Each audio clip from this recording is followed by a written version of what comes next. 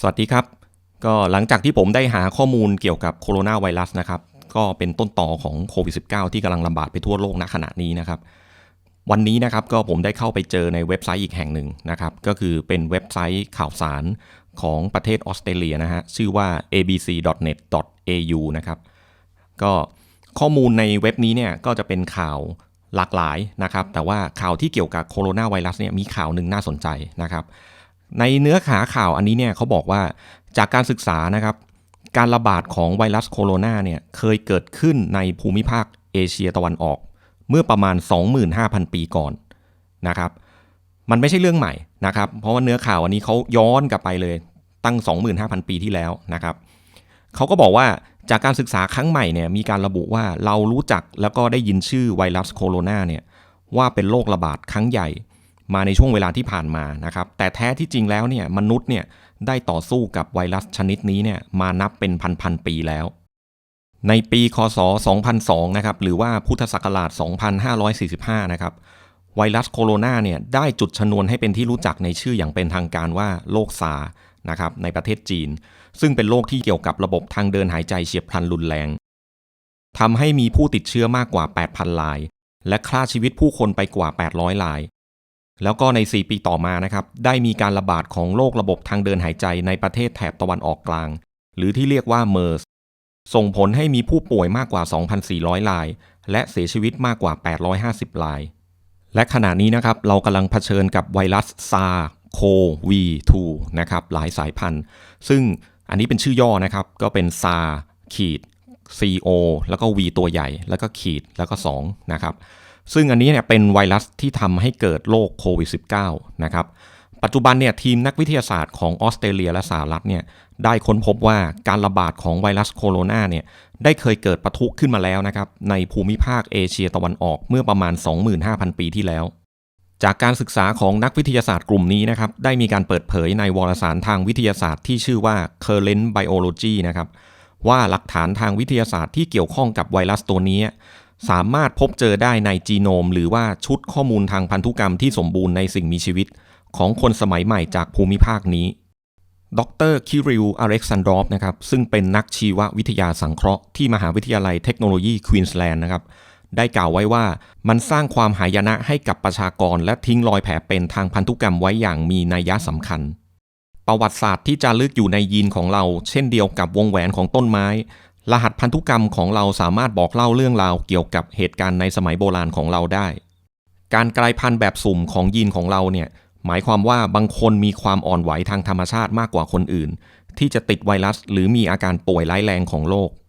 ตัวอย่างเช่นนะครับการศึกษาเมื่อเร็วๆนี้พบว่าผู้ที่มีกลุ่มของยีนที่สืบทอดมาจากมนุษย์นีแอนเดอร์ทัลเมื่อ 50,000 ปีก่อนมีความเสี่ยงที่จะมีอาการรุนแรงของโควิด -19 มากขึ้น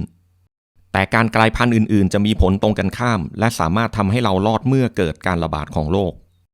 และผู้ที่มียีนเหล่านี้เนี่ยจะมีแนวโน้มที่จะติดเชื้อถึงกันได้มากกว่าคนอื่นๆต่อมานะครับดรยัสซีนซูเอลมีนะครับซึ่งเป็นนักวิจัยด้าน DNA โบราณจากมหาวิทยาลัยแอดิเลดประเทศออสเตรเลียนะครับหนึ่งในนักวิจัยในเรื่องนี้นะครับได้กล่าวว่าสิ่งที่เกิดขึ้นในหลายชั่วอายุคนคือตัวแปรของยีนที่เป็นผลดีมากยิ่งขึ้น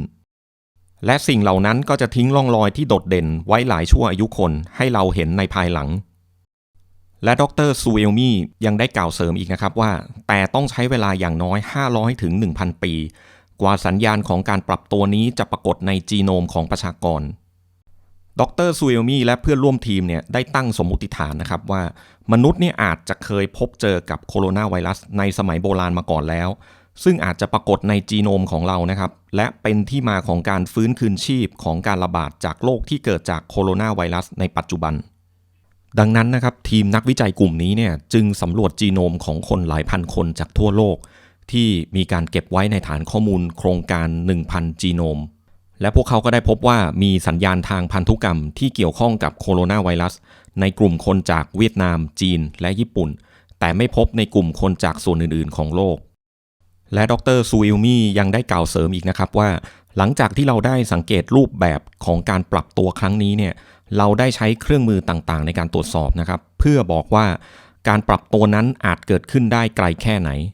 และดูเหมือนว่าการปรับตัวจะเริ่มต้นมาเมื่อประมาณ 25,000 ปีก่อน ซึ่งสิ่งนี้ไม่เพียงแต่เป็นหลักฐานแรกสุดของการสัมผัสกับโคโรนาไวรัสของมนุษย์เท่านั้นแต่ยังแสดงให้เห็นว่าพวกมันสามารถอยู่ได้นานแค่ไหนแรงผลักดันด้านวิวัฒนาการต่อจีโนมนี้ดูเหมือนจะหยุดลงเมื่อ 5,000 ปีก่อนเท่านั้น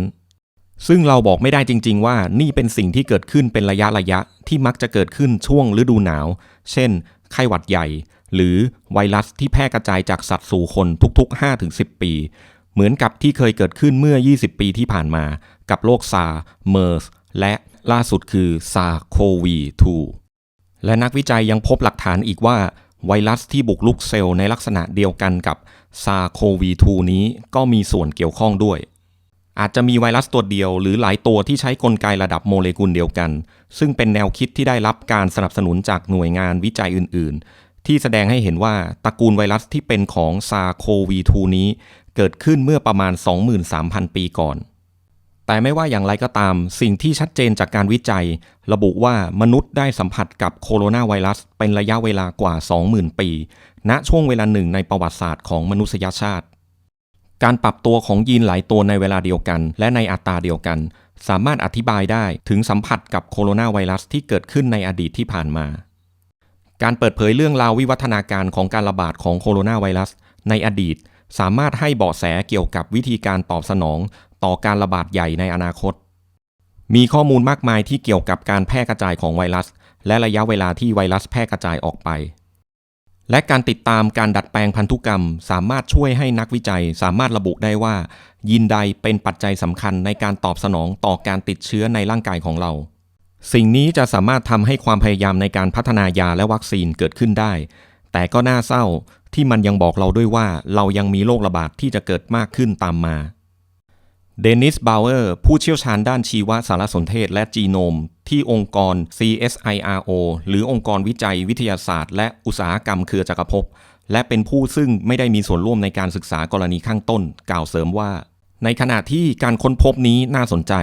แต่จำเป็นที่พวกเราต้องทำงานหนักขึ้นเพื่อทำความเข้าใจว่ายีนเหล่านี้มีวิวัฒนาการมาอย่างไรและจำเป็นต้องมีการวิจัยเพิ่มเติมเพื่อยืนยันว่าการเปลี่ยนแปลงของจีโนมเหล่านี้ในหลายกลุ่มประชากรเป็นการตอบสนองต่อโคโรนาไวรัสอย่างแท้จริงวิกกี้แจ็คสันซึ่งเป็นนักพันธุศาสตร์เชิงสถิติที่สถาบันวิจัยการแพทย์วอลเตอร์แอนด์เอลิซาฮอลเห็นด้วยว่าการเปิดเผยความเชื่อมโยงระหว่างยีนและไวรัสสามารถช่วยเราจัดการกับโรคใหม่ๆได้และงานวิจัยนี้จะช่วยระบุตัวยาเพื่อนำมาใช้ในการรักษาโรคติดเชื้อไวรัสโควิด -19 หรือโคโรนาไวรัสอื่นๆซึ่งจะเกิดขึ้นอย่างหลีกเลี่ยงไม่ได้ในอนาคตแต่เธอเน้นย้ำว่าปัจจัยต่างๆเช่นการเข้าถึงบริการสุขภาพและการปฏิบัติตามมาตรการด้านสาธารณสุขมีแนวโน้มมากกว่ายีนที่จะมีอิทธิพลต่อการเจ็บป่วยหรือไม่และเธอยังกล่าวเสริมอีกว่าสิ่งต่างๆเช่นหน้าที่การงานปัญหาสุขภาพที่มีอยู่และความเสียหายทางเศรษฐกิจและสังคมมีแนวโน้มที่จะส่งผลต่อความเสี่ยงต่อโรคของแต่ละบุคคลต่อมานะครับดร.ซูเอลมี่ก็ยังได้มีการกล่าวในช่วงท้ายนะครับว่าเป็นไปไม่ได้ที่จะรู้ว่าความอ่อนไหวทางพันธุกรรมส่วนบุคคลนี้มีส่วนรับผิดชอบต่อผู้ป่วยมากเพียงใดแต่ปัจจัยต่างๆเช่นการเว้นระยะห่างทางสังคมการสวมหน้ากากและการติดตามการสัมผัสมีความสำคัญมากกว่าและในขณะที่ความคิดที่ว่ามนุษย์ได้สัมผัสกับโคโรนาไวรัสมาแล้วกว่า 20,000 ปีดูเหมือนจะเป็นเรื่องที่น่ากลัวแต่ดร.ซูเอลมี่ก็มีคำพูดปลอบใจว่าตอนนั้นเราไม่มีความรู้ทางด้านการแพทย์ไม่มีนโยบายด้านสาธารณสุขไม่มีวัคซีนหรือการประสานงานใดๆเพื่อรับมือกับโรคระบาดแต่สิ่งที่พิสูจน์ว่าเราสามารถควบคุมไวรัสได้คือสิ่งที่เรามีประสบการณ์จากการระบาดของไข้หวัดใหญ่สเปนและการควบคุมการระบาดของโรคอีโบลาก็สรุปนะครับเนื้อหาข่าวอันนี้เนี่ยพอจะสรุปได้ว่า